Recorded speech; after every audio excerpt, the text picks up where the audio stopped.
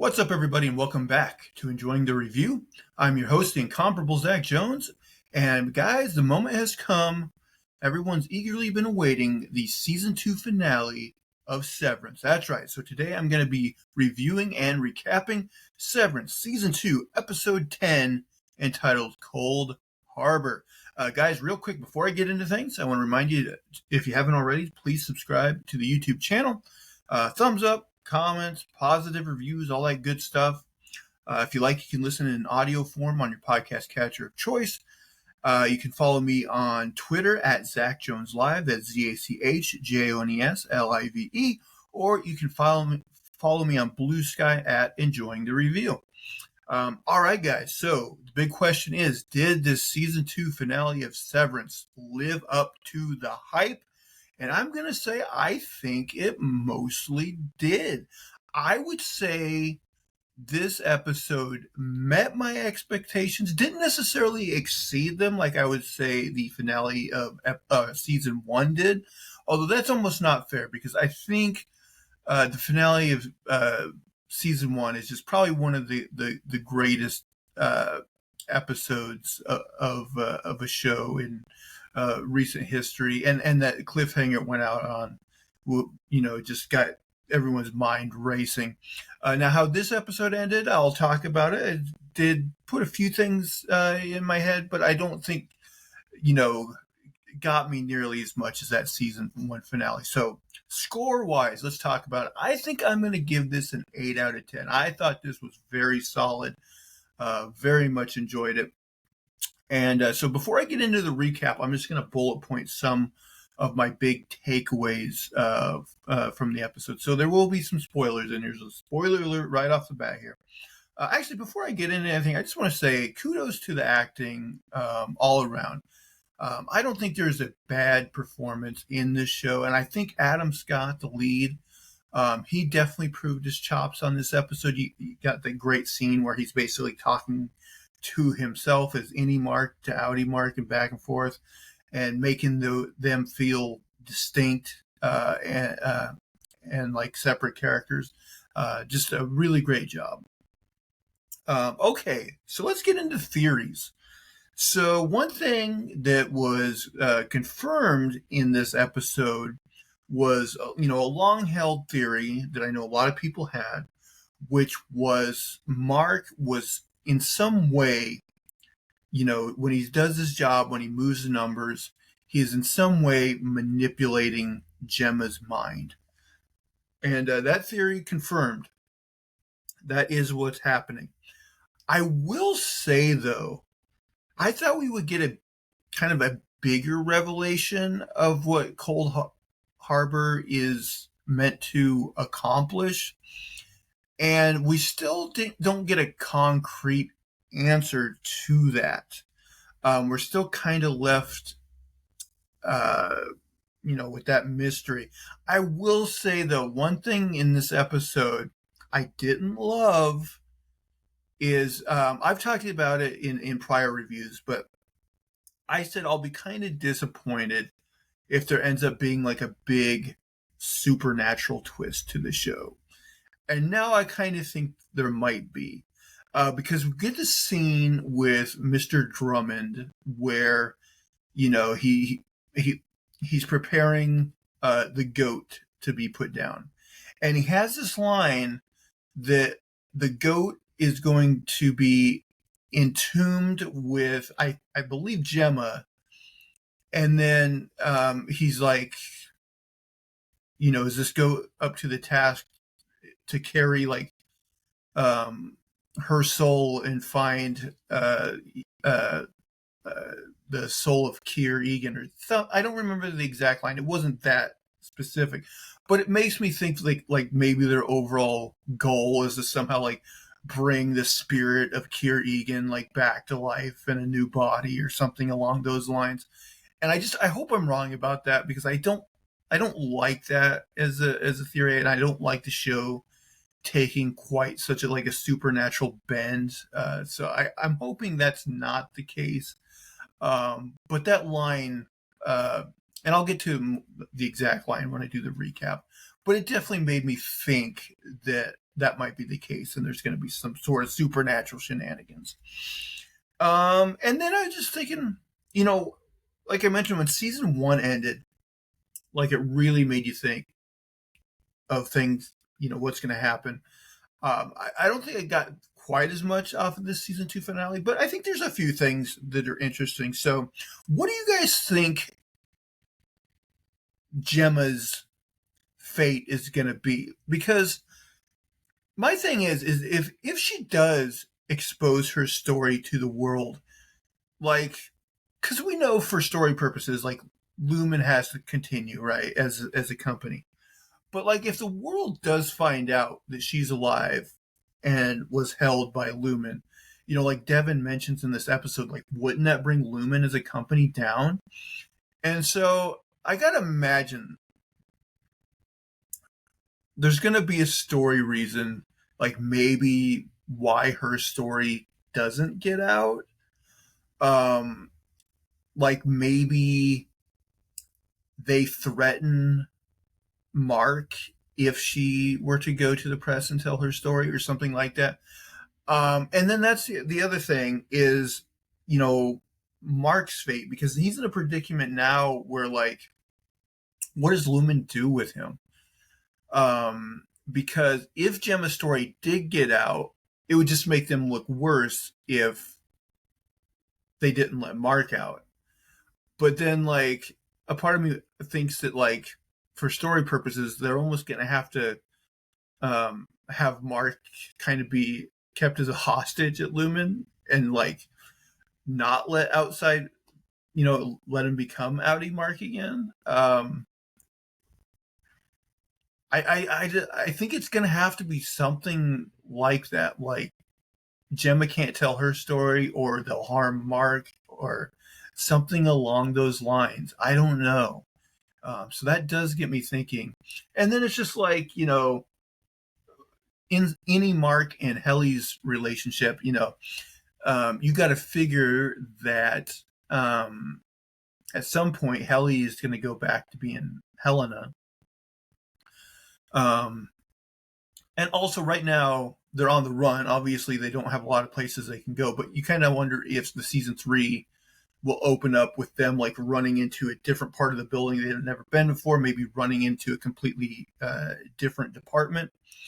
And I gotta say, another thing I picked up on this episode is, I've talked about how Severance is definitely kind of a commentary on labor and how companies treat their employees. And I think we got a little taste of, like, unionization in this episode, where Helly tries to rally the marching band, like, department that we didn't even know about until this episode. And there was in season 1 that moment when they kind of got the O&D department, and were like, somebody made a speech of, like, maybe they need to work together. And so I kind of wonder if eventually the story will culminate in a lot of these different departments kind of banding together in some way to fight Lumen, which would be interesting. And you just kind of wonder what other goofy departments, they can come up with. Just this season we were introduced to, the farm department with the goats, and now the marching band department. So, who knows what they can come up with. But yeah, I think those were my big takeaways from the episode, and the things kind of got my mind spinning as far as where things can go in season 3, which they just made the official announcement today that season 3 was greenlit. But I mean, I think everyone knew it. This show is a big hit. Although I did see a headline today that says, like, Apple TV runs at, like, a huge loss overall so far anyways, which is interesting. But Apple, they got so much money that I guess they can take the hit. But guys, okay, let's do it. Let's dive deep and get into the nitty gritty and the details of this episode. So this episode started out with Cobell asking Marc if he's finished the Cold Harbor file, and he says no. And, she says, that's good. That means Gemma is still alive, and we got a chance to save her. Cobell tells him about, she's like, there's this dark hallway. And he's like, oh, yeah, the one from Irving's drawings. And I noticed, it's a quick, but Patricia Arquette has a look like, she's surprised that he knows about it at all, So now, last episode I said the thing that I was wondering about the most was James Egan, confronting Helly. So now we get their conversation. So James Egan confronts Helly about the speech she made when she was on the outside during the season finale of season 1 and how angry it made him. He tells her straight up that he does not love his daughter. He does not love Helena. He says he used to see Keir in her, but he left her as she grew. So as she got older, he didn't see the spirit of Keir in her anymore. He mentions that he sired others in the shadows, but Keir wasn't in them either. And so, I think we got the sense from, Cobell's line from the last episode when she was talking to the guard that, yeah, he has a lot of secret love childs, out there. And so, you got to figure he's one of these guys that keeps having kids in the hopes that one of them will have the, what he sees as the spirit of Keir in them. Helly tells him that he and his family created a hell and he's going to burn in it. And when she makes that outburst, he's like, there it is. He sees Keir, the spirit of Keir in her. He mentions that tomorrow is a special day. And then he starts to walk away and she's like, why did you come here? And what do you want from me? But he just keeps walking away and doesn't answer her. So back to Cobell. She tells Marc that they are not going to allow him, Lumen will not allow him to leave MDR until Cold Harbor is complete. But once it's complete, he must hurry down to the testing floor. She tells him that once he goes down the testing floor elevator, he's going to become Outie Marc again, where he'll find Gemma and take her up to the severed floor and then exit through the stairwell door. So that's the plan. Devin tells Marc that if they can prove that Lumen kidnapped Gemma, it's going to end them. And so that's what I was referencing. It's I think there's going to be a story reason in season 3 where she cannot tell her story. Marc asks what happens to all of the innies if Lumen is brought down. And Marc tells Devin that she wants him to end his life and the lives of every innie on the severed floor just to save one person that she cares about. And, Devin tries to say, no, that's not true.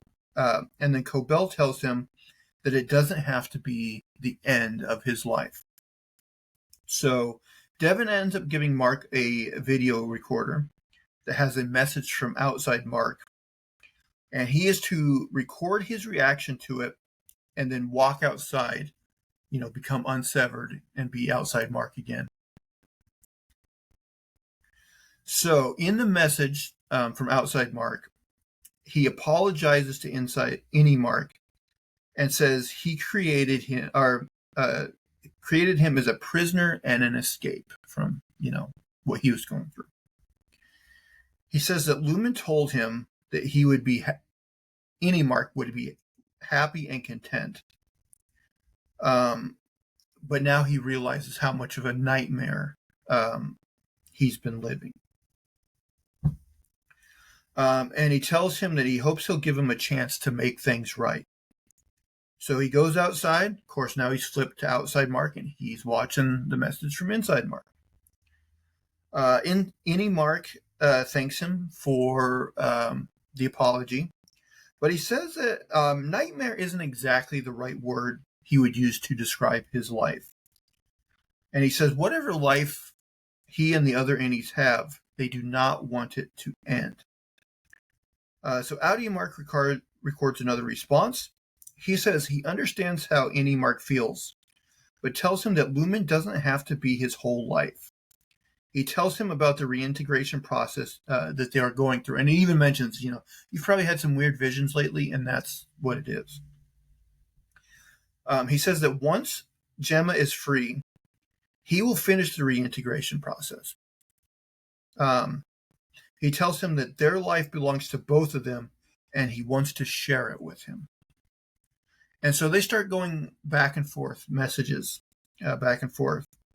And inside Innie Marc is basically questioning, how would this work exactly? And to be fair, it's a good question on his part. So Audi Marc tells him about how he thought he lost Gemma and how he put all her stuff in the basement and basically pretended that she didn't exist because of how painful it was.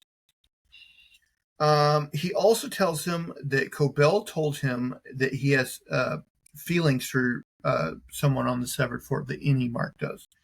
And he refers to her as Helene rather than Helly, and tries to appeal to him on that level, telling him, imagine how much you love her. Now imagine you loved her for as many years as I loved Gemma, and you lost her.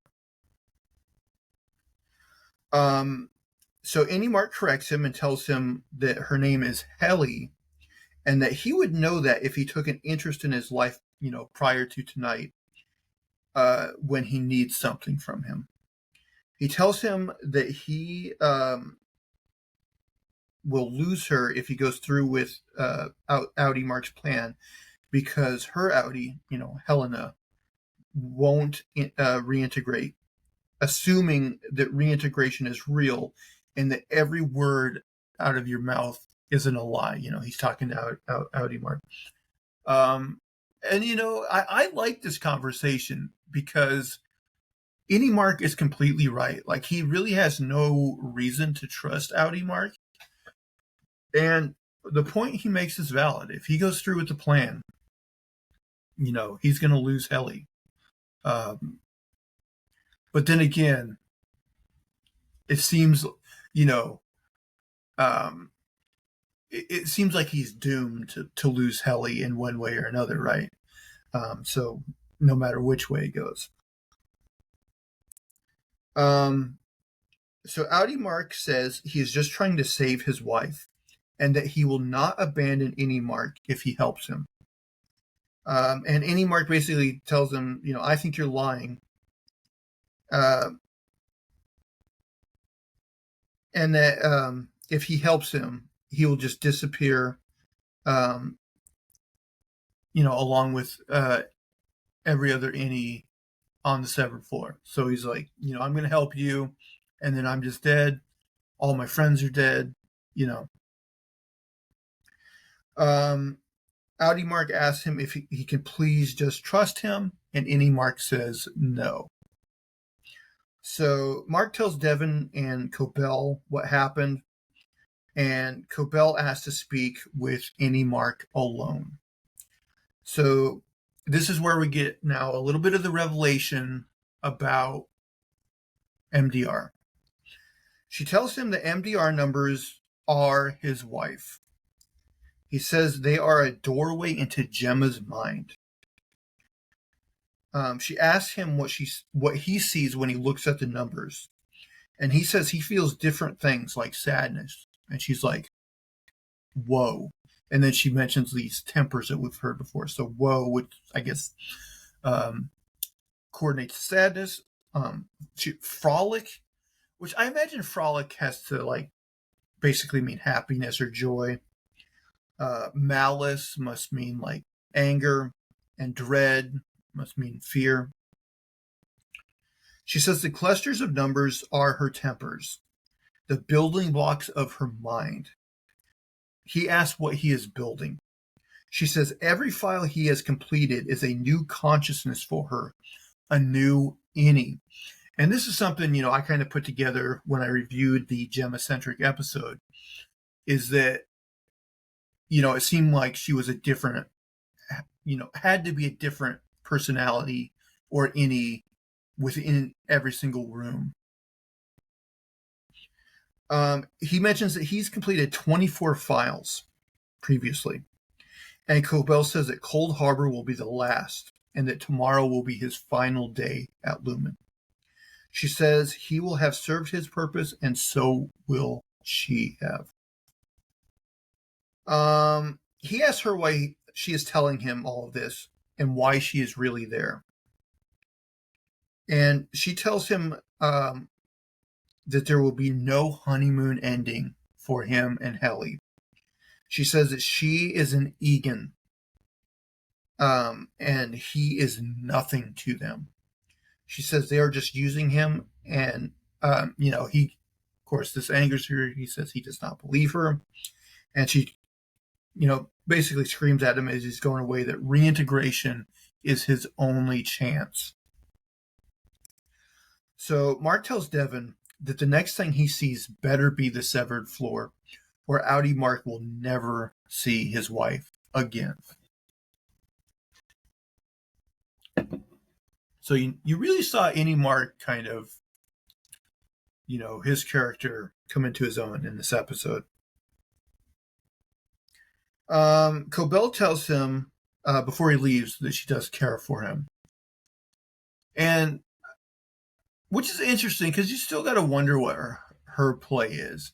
I'm guessing she's not totally on the side of the Angels, so it's interesting to see where her character is going to go in season 3. But I think she probably does have some sort of connection to Marc. It seems like I don't think that line was a total lie. But he does go through the door of the birthing cabin, and when he wakes up, he is indeed on the severed floor. There is now a painting on where he walked in from the elevator, and the painting is basically Marc at his computer, surrounded by all of his co-workers. Helly shows up soon after in the elevator, and he gives her a big hug. And I thought this was kind of weird. So they walk to MDR,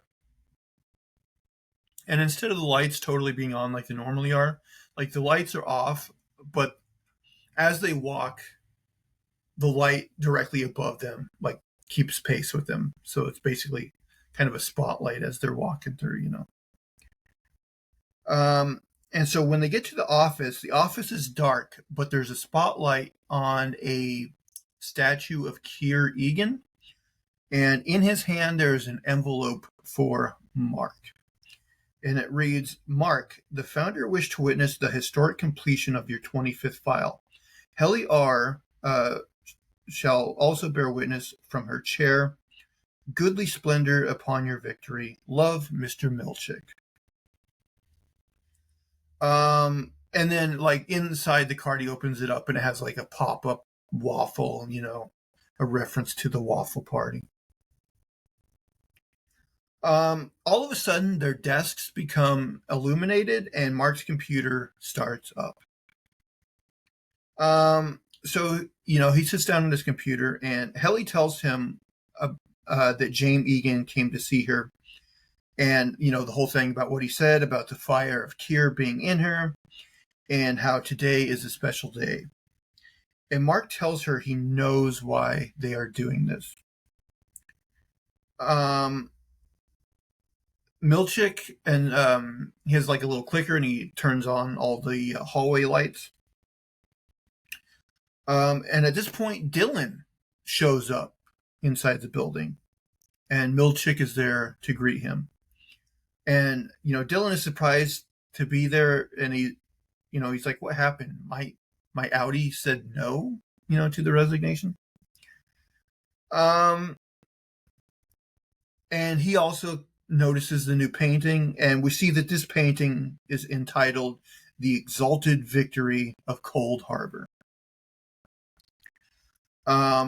So Gemma, in the Gemma-centric episode, like every episode, every time they would run tests on her, they would have her dress in a different outfit. This time she has an emotional reaction to the outfit because it is the outfit she was wearing the last time she saw Marc. The date she quote unquote died. Helly asks Marc what will happen when they extract the chip, and asks how they can trust anything Cobell says. Marc says that Cobell seemed different. Marc says he could just, not finish the file, but Helly says that if she's telling the truth, they are screwed either way, if Cobell is telling the truth. Marc tells her that his Audi could be a total liar. She's like, but what if he's not? If he's not, at least you would have a chance at living. And he says, but I want to live with you, which brings a smile to her face. And Helly has a sign where he says that she's her, I think referring to Gemma, basically saying that, she is to any Marc what Gemma is to Audi Marc.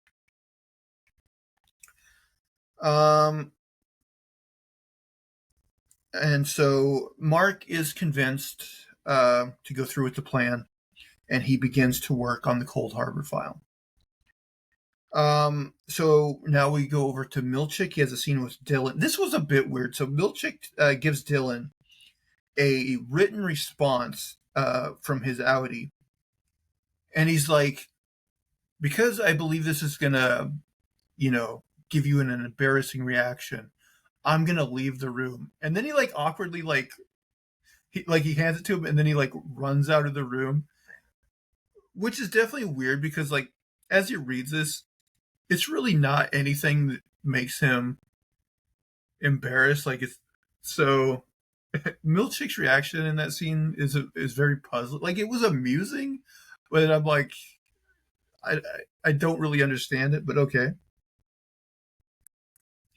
So yeah, he's reading this letter, and so his Audi tells him in this letter there's three main things. One, F you for what you did with Gretchen, kissing Gretchen. But then he says the second thing is he was surprised to hear that any Dylan was a self-assured badass, and that he wants to try to be that for Gretchen in the future. And lastly, he tells him that he can resign if he wants to, but he thinks he should stay, and he kind of likes thinking that part of him is alive, on the severed floor. So Helly and Marc share kind of a nice moment together. She makes a reference to season 1, where she's like, I've been trying to think of other places besides Delaware. And in her mind, she comes up with the word equator, and she's like, and they're like, what is that? Is that a huge building or something like that,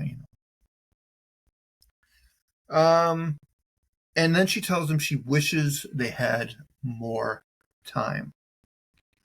And this was a good scene. Marc then, that brings a tear to his face, and at the same time, he's about to finish the file. He kind of gives her a look, so, signals to her that he's about to finish. So she gets the map ready and comes over to his desk. She slips the map to him, and then he finishes the Cold Harbor file. So once it's finished, Mr. Drummond tells the doctor to call Mr. Egan. And then this whole thing was weird. So all of a sudden, a spotlight shines on the statue of Keir Egan, and a voice comes out of it, and it tells Marc that he is now one of the most important people in history. And then the statue introduces Mr. Milchick. So Milchick does kind of this weird comedy routine with the statue, and the statue kind of takes another jab at him, about how he uses too many big words, uh, and you can tell in the moment that it angers Milchick. So Milchick then makes a joke about the statue's height. I think he mentions that the statue is actually taller than the real Kyrie, and then the voice out of the statue is also, you can tell, angry, and it says, "Thank you for the feedback, Seth." Taking him down a notch. Um, I gotta say, Milchick's whole thing this season has been puzzling because they are setting it up to make it seem like he's going to rebel at some point. But then, like, even in this last episode, he was mostly still very, in the pocket of Lumen and doing their bidding. So they're slow playing that a little more, I guess, than I thought they would. So I guess his big revolution will probably come in season 3. So then Milchick packs away the statue and then introduces a marching band. Which I guess, they had to outdo the waffle party, or the party from season 1 where he was dancing all around. And they have them now doing the choreography with the marching band staff and all this. As this starts, at the same time, the nurse starts to escort Gemma into the Cold Harbor room. So, they're building tension here. We got a ticking clock of some sort. James Egan shows up to watch the test they're about to perform on Gemma. So, Marc and Helly knows that Marc needs to get down to the testing floor urgently. But, how are they going to do it with all this, with Milchick around and this marching band and all this stuff? So she steals Milchick's walkie-talkie and goes into the bathroom with it. To distract him so that Marc can get away. And so she basically puts his walkie-talkie in a toilet bowl, and then when he goes and gets it, she closes the door on him and tries to keep him in the restroom so he can't interfere. Gwendoline Christie's character, who I don't remember, I'm not even sure we found out her character's name, maybe we did. But she starts escorting she's has a cage goat on a cart that she's taken down a hallway. So Milchick, is, banging on the restroom door, trying to get out, and Helly is having a hard time keeping him in. And just as he's about to get out, Dylan shows up, and he slides a vending machine in front of the door. So he's now helping keep barricaded inside the restroom. So Gemma enters the Cold Harbor room, and in the middle of the room there is a completed crib, the crib that Marc, failed to put together in the Gemma-centric episode. James Egan asks her who she is, and she says she doesn't know. And so this also makes me wonder, because, the plan was, if this test proved, the way they wanted to, they would have killed her. And so I'm like, in order to do what they want with her, is the thing is, her mind has to almost be completely like an empty vessel, and that's what Cold Harbor, was designed to do. That's the only kind of thing I can think of. But it's not. It's kind of still left a mystery. So the goat is delivered to Mr. Drummond. He says that this beast will be entombed with a cherished woman whose spirit it must guide to Kier's door. Okay. This was what I was referencing earlier. And like, this does make me, to me, this makes it seem like there is a supernatural twist here. Like, somehow the goat would act as a conduit to get Gemma's spirit um, to the doorway of Kier Egan, and then like Kier Egan's spirit would then go into her, or something along those lines. I'm curious what you guys think. Would you agree with that's what it sounds like? Which also makes me wonder, like, now that Gemma is seemingly unavailable for them to use her for that, in season 3, will they choose another employee to possibly be like Marc or Mr. Milchick or whoever. So he loads a gun to kill the goat with. The doctor tells Gemma to take the crib apart, and there's like a screwdriver there. And I think they're kind of trying to check if she has any emotional reaction as she's taking the crib apart.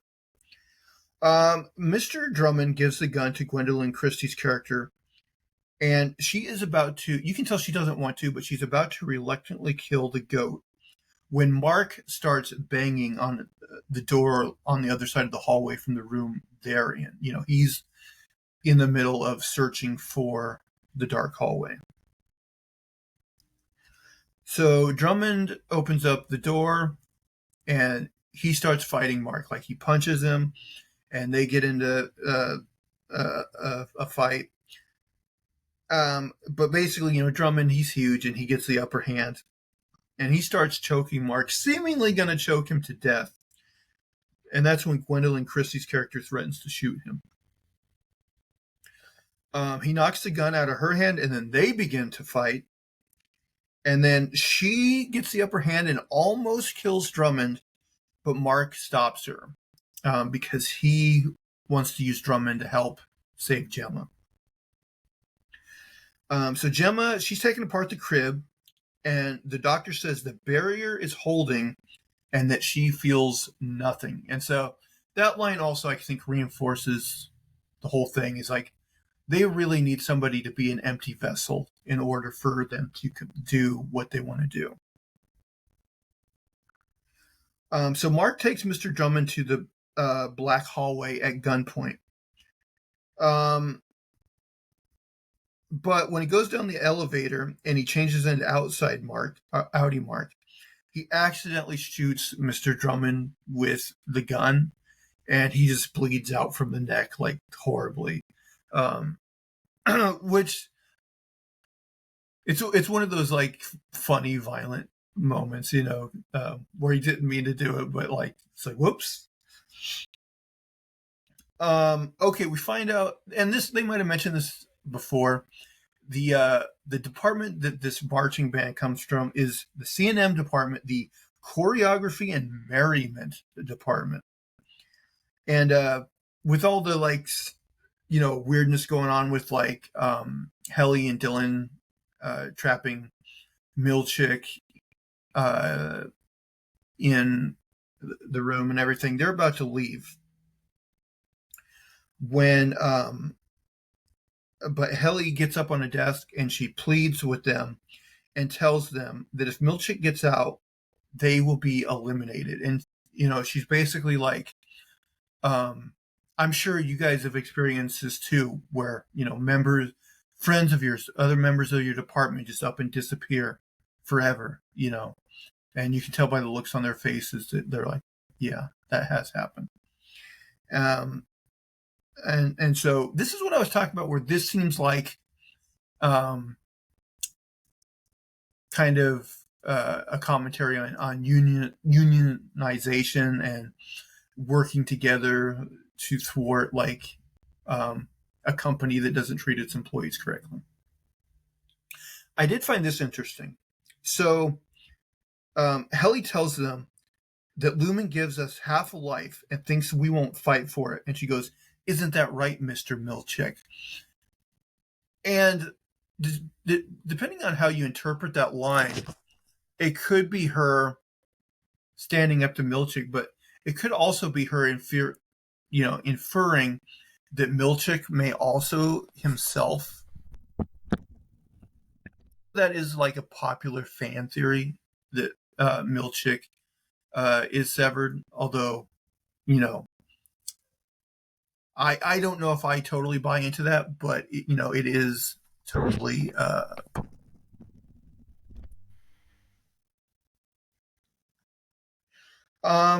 So Marc finds the Cold Harbor door and is confronted by the nurse, and he gets her to leave, and he tries to open the door, which works by taking a blood sample, and it pricks his finger, and he's like, but then he notices, oh, Mr. Drummond's blood on my tie will work. So, he puts his tie in there, it gets Drummond's blood, and it opens the door. So he goes in, and he tells Gemma, who, is scared of him, that he is her husband and that they were married for 4 years. And the doctor notices that she is having some sort of emotional reaction. The doctor tells Gemma not to talk to Marc and that he is there to hurt her. But she seemingly does not buy into that, and she ends up taking Marc's hand. And both the doctor and James Egan realize that the test has failed. And James Egan is, livid. He's cursing. So Gemma exits the door and she becomes unsevered. And for the first time now, we get outside Gemma and outie Gemma and outie Marc together, reunited. And, they kiss each other. And, it's a good scene. It's a good moment.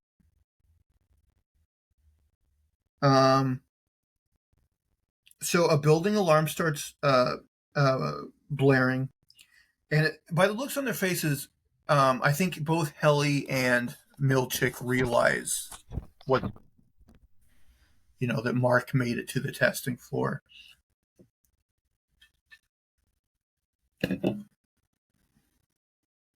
As Marc and Gemma get on the elevator, the doctor yells at them that they'll kill them all.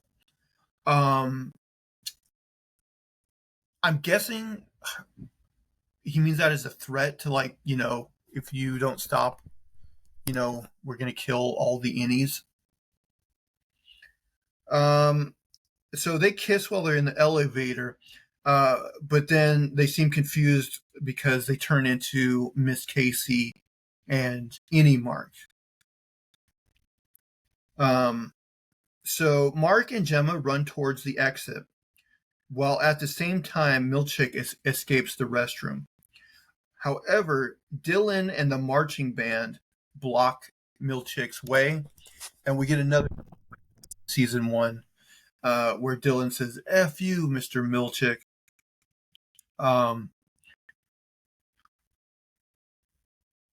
I do kind of wonder though, is this going to lead even more so to Milchick being seeing that he's on the wrong side, going into season 3.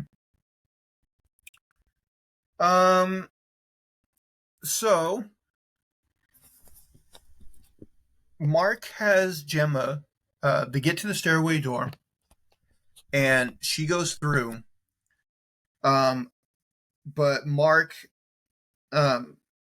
stays on the inside. And Gemma, she looks through and she's like, "What are you doing?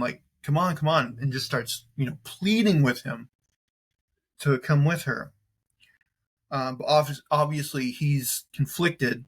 And then at that moment in the background, Helly shows up. And so, we get this, what's he going to do? And of course, inside Marc, love conquers all.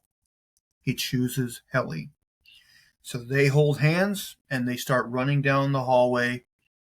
And that's where we end season 2 of Severance. And, like I said, the big questions, I think, going into season 3 are, what's Gemma's next move, and how does Lumen react? And like I say, it seemed I'm probably gonna be totally wrong, but like I don't know how Lumen comes back from Gemma's story getting out, and they kind of got their one big card is they got Marc. And so I think it's almost going to be like a Marc held hostage situation. But I'm definitely psyched to see it. And, hopefully it won't take many, many years to complete this season of Severance. I don't think it'll take as long. I think COVID and the strike both kind of took an effect on season 2 coming out so late. But guys, there it is. That's season 2 of Severance. I like this episode quite a lot. Please comment down below and let me know what you guys think, as well as any theories you might have, or season 3 predictions. I want to hear them, so let me know. But guys, I think that's going to do it for the show today. If you will, please subscribe to the channel. Thumbs up, comments, positive reviews, all that great stuff. You can listen in audio form on your podcast catcher of choice. And you can follow me on social media, either on Twitter at Zach Jones Live, ZachJonesLive, or on Blue Sky at Enjoying the Review. But guys, until next time, I hope you're enjoying the review. Bye, guys.